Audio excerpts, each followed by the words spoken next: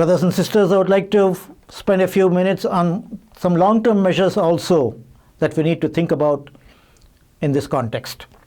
Number one, we need to spread awareness of the reality of this dispute, of this conflict that is going on in Palestine. There is a false narrative being set up as if Hamas is the aggressor and Israel is just responding disproportionately and savagely as it is. We need to spread awareness of the proper history and what has been happening over the last 100 years and what the position of Zionism and Zionists is really. We need to learn from the history of Israel.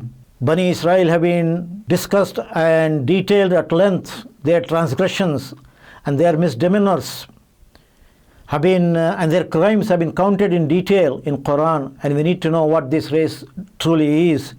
And this festering sore called as Israel, this illegitimate child which was born in 1948, we need to recognize this folly, and the world needs to restore Palestine to its original inhabitants. There is a need to spread this true story and true reality. Number two, the nefarious and expansionist design of the racist Zionist regime in Israel and its attempts to annex eastern Jerusalem, demolish Masjid al-Aqsa, and proceed to the plans of Greater Israel needs to be exposed. The Muslim Ummah needs to be educated about this ever-present and impending danger that they face. Number three, Palestine is not a national issue of Palestinians. It is not an issue of just the Arabs and Israel. Rather, it is an issue which concerns the entire Muslim Ummah.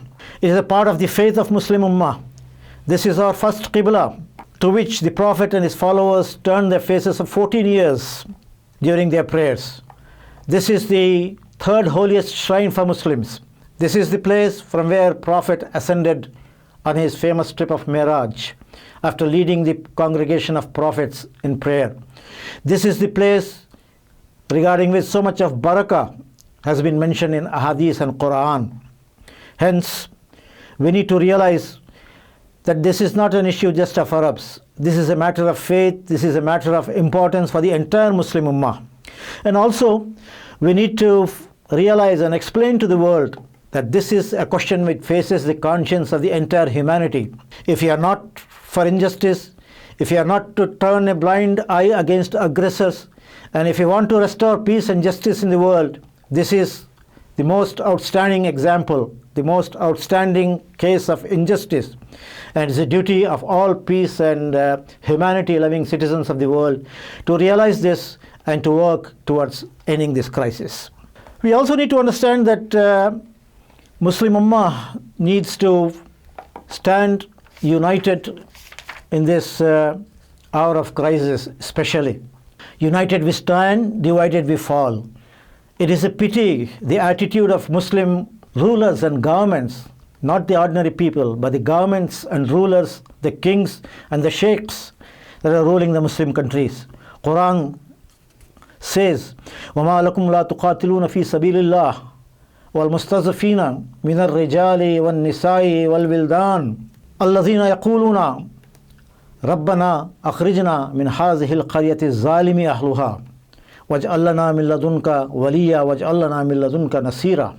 Why don't you people stand up and fight for the sake of the weak and the oppressed, the men, the women and the children who cry out to their Lord, O God, deliver us from the lands and from the injustice of the people who are oppressing us, and send us and give us somebody who is a helper for us, and send us help and friendship, waliya and nasira, people who can stand up for our cause and people who can help us in this hour of crisis. This is the cry of the Palestinian women, the children and the helpless people. Is this falling on deaf ears of our Muslim rulers? Do they not have any conscience?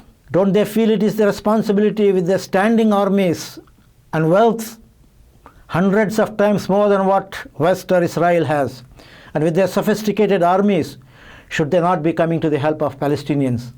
It is a matter of shame for them, and we need to realize that we have to come out of this slumber and this fear and this servile attitude that these Muslim rulers are showing in face of this crisis. We need to be united. We need to understand that the Jews in Israel are only about 40 lakhs and there are 40 crore Arabs.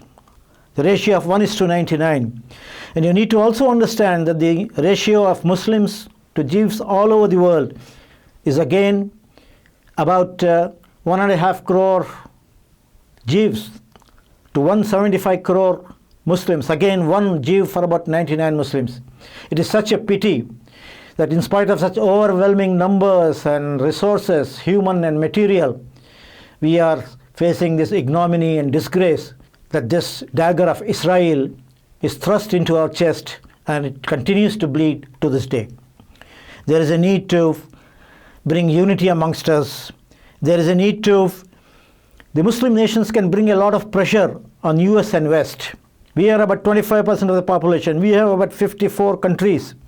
If we use our diplomatic channels, if we use the economic measures, if we use our political influence, if we use our military power, if we deny the military bases that the Muslim countries provide to the West and USA, and if we stop purchasing their weaponry, there's a lot that the Muslim countries can bring to bear on the West.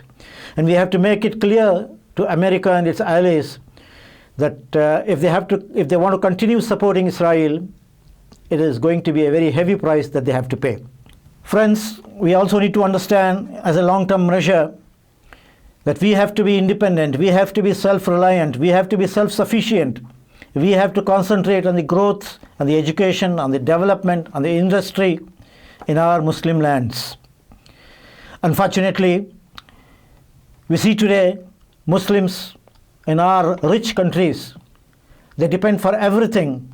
The food they eat, the vegetables, the fruits that they purchase, all the items that they are stocking in their stores, and even a sewing needle, it is not manufactured in their own countries. It all comes from the West.